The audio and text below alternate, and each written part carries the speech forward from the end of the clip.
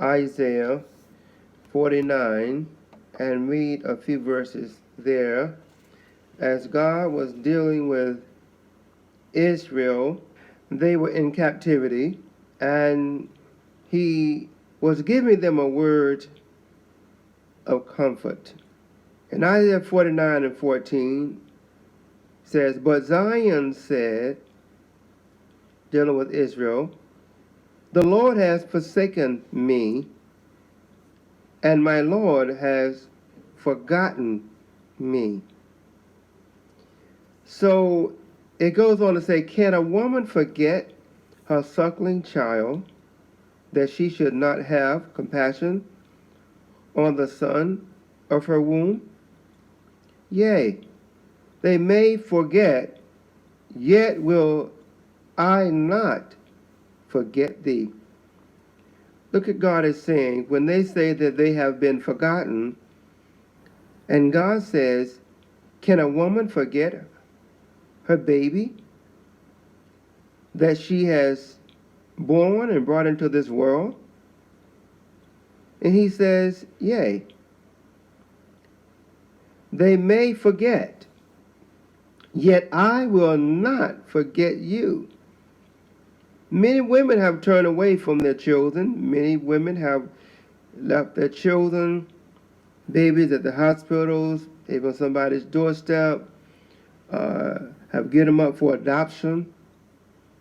But God is saying, But I will not forget you.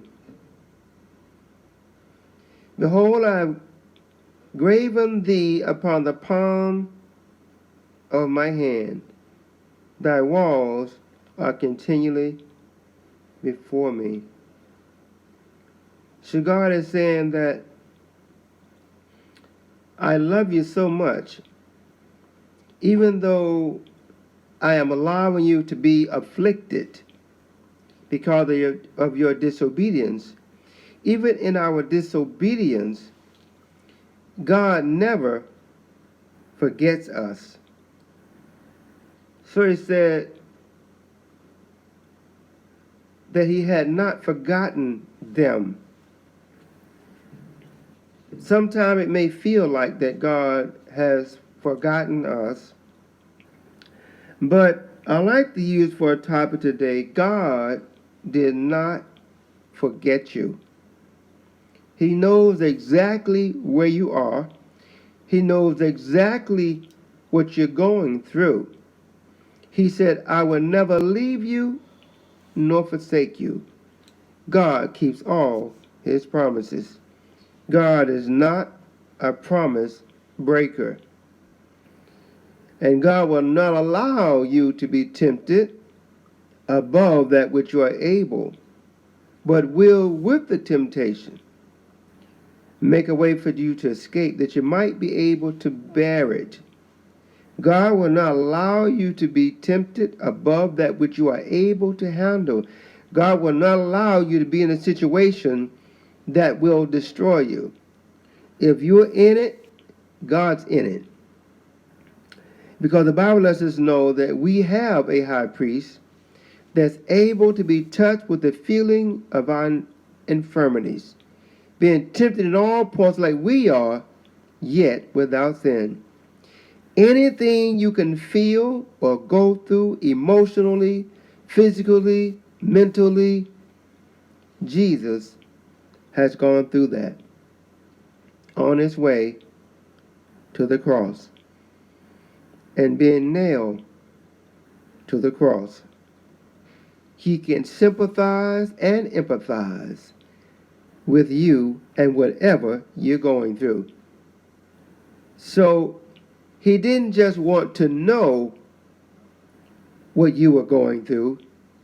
He actually wanted to experience what you and I am going through and will go through.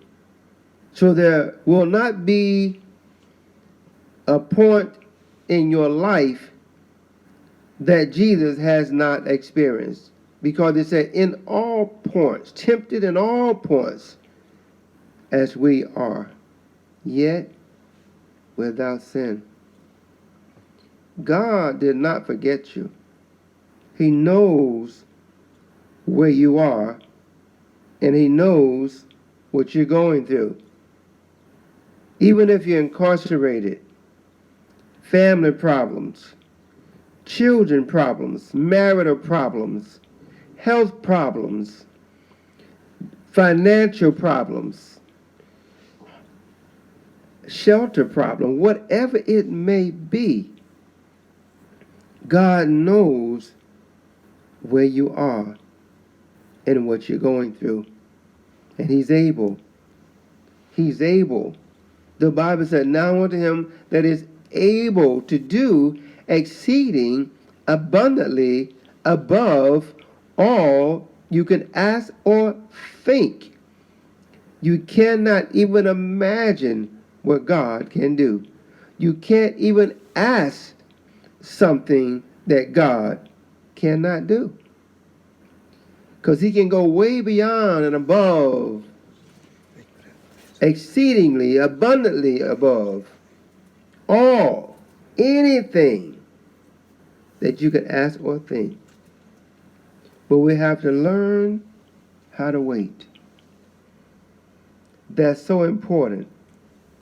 And it's a hard thing to do, is to wait. To wait on God. It's hard to wait on each other. And it's hard to wait on God sometimes. God is saying, I want you to know, Israel, I did not forget you. A mother may forget her child, but He said, but I did not forget you. And when the time comes, I will deliver you. If you have not been delivered, the time has not come yet. Or we have not done our part. Sometimes deliverance will come after we have done our part.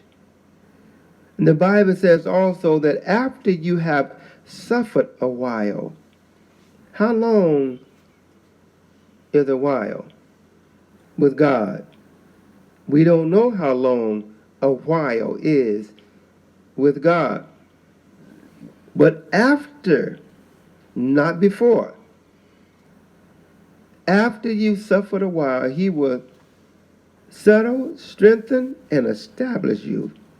You will get anchored and grounded and rooted and strengthened after you have gone through.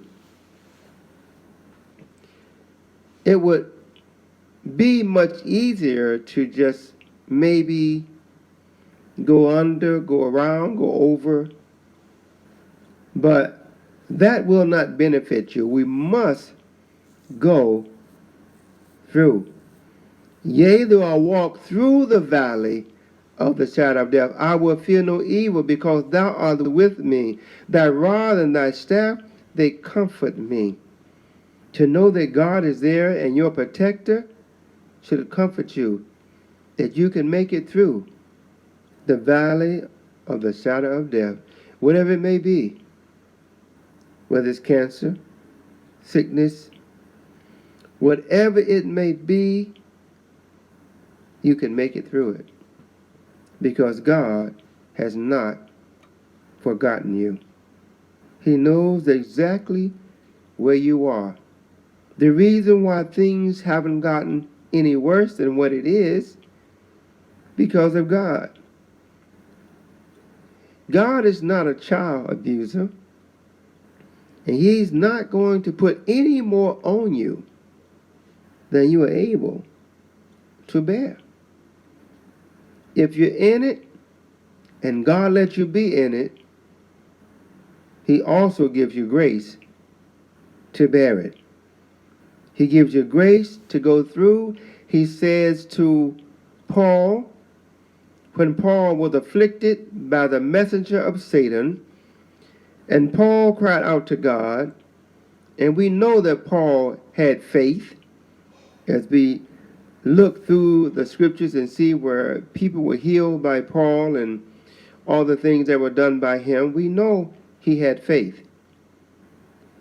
And so when he inquired of God to remove that thorn, the messenger of Satan, to buffet him, God said, "My grace is sufficient.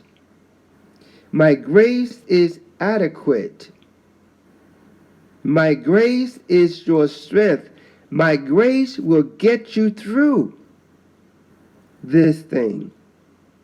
And so it is with us today. God's grace will get us through. And so Paul says, okay, I'm just going to glory because God's strength is made known in my weakness. So where I'm weak, God will show himself strong. You can't be strong and God be strong at the same time, but God needs us to be what we are, that he may manifest his strength in our weaknesses. So Paul said, I'm just going to glory. I'm going to give God praise and glory and honor in my infirmities, in my weakness, in my persecution, and all that I go through. I'm just going to give God praise. Because then when I'm weak, then I'm strong.